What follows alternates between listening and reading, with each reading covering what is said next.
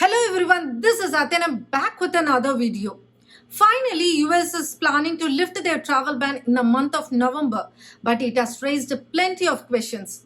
Number one, lifting the travel ban doesn't mean that US consulate in India is going to resume their regular operations. After the announcement of lifting the international travel ban, what has been discussed in White House press briefing? Is it real that they are going to lift the travel ban in the month of November? Is there any specific date? Is there any chance of getting postponed? What about the people who have already scheduled their appointment in the month of October? Should they provide national interest exception while going for in-person interview or Dropbox appointment? What about B1, B2 visa category? The category which has impacted the more due to this travel ban. Let's discuss. It's been 3 days after the announcement of US planning to lift their travel ban. And the questions related to this lifting of travel ban has been raised each and every day in White House press briefing. And we are going to see the major questions which has been raised. Number one, when they have announced, they also mentioned that there is going to be a strict protocol which will be followed after lifting the travel ban. And is the protocol ready? For that, the press secretary answered that till now there is no specific plan which is ready, but we'll be able to provide as soon as possible or before early of November.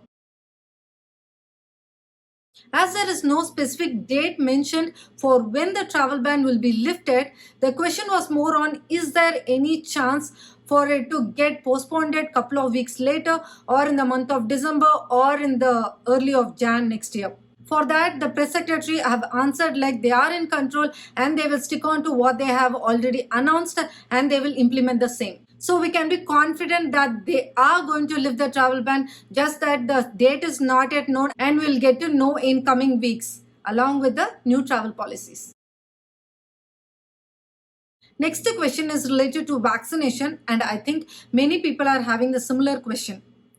So the question goes on like, what about the unvaccinated people? Is there any procedure which will be followed for foreign nationals to enter into United States? For that, press secretary have answered like people who are not having access to vaccination or people who are unvaccinated due to some reason will have an exception which will be considered on case by case. So we can expect some exception category, for example, kids who are not eligible to get vaccinated or people who have some medical condition and are not able to get vaccinated. So for that, we have to wait for CDC update which is expected in coming weeks.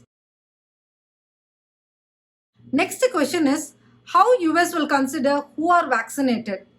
And when it comes to vaccination, there are different set of vaccination available. For example, Chinese vaccine, Russian and AstraZeneca or Covishield in India. So which vaccine will be counted?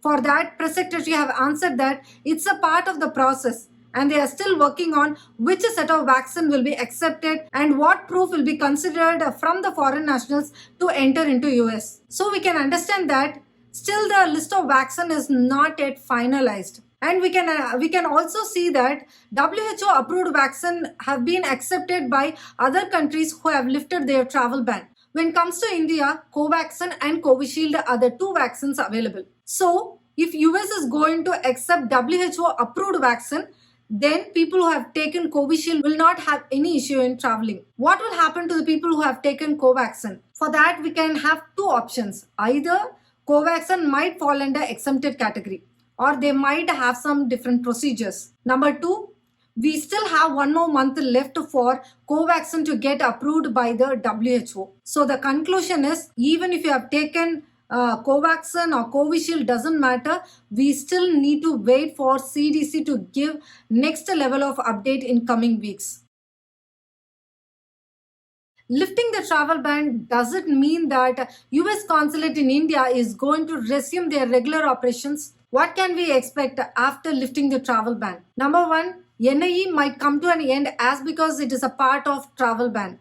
But we are not very sure what all rules will be considered in the new travel policy. Will there be any new rule which will be implemented based on the visa category? We are not aware of it. So for that, we have to wait. Until now, whatever we have got is the travelers should be fully vaccinated and they should be able to provide RT-PCR test taken 3 days prior to their boarding. When it comes to operational status of US consulate in India, right now the operations are based on staffing and local condition. Local condition is fine, but we are not very sure whether they have increased the number of staffing. Now the situation is they are going by the priority, which means the visa priority. For example, in July and August, students were given priority, and now the work visa has been given priority. If in case after lifting the travel ban, they are not going by the priority, instead they are going by the visa category, and they are opening up the slots for all visa category, even then the slots, the demand for slots is going to be very huge, and the number of slots availability will be limited. If they are not going to resume their regular operations, then the situation is going to be what it was before the travel ban and not what it was before the pandemic. For example, we can consider what it was before the pandemic is when they resumed the limited operations in the month of February. It was almost many people were able to get stamping, be it like work visa or B1, B2 or other visa category. Though it was limited, there were people who were able to get the stamping done. But now if you see the B1, B2 visa category, I think not many people were able to travel in the past 5 months after they imposed the travel ban. So there are a lot of people who were waiting in that category of B1, B2, be it like first time stamping or renewal of visa.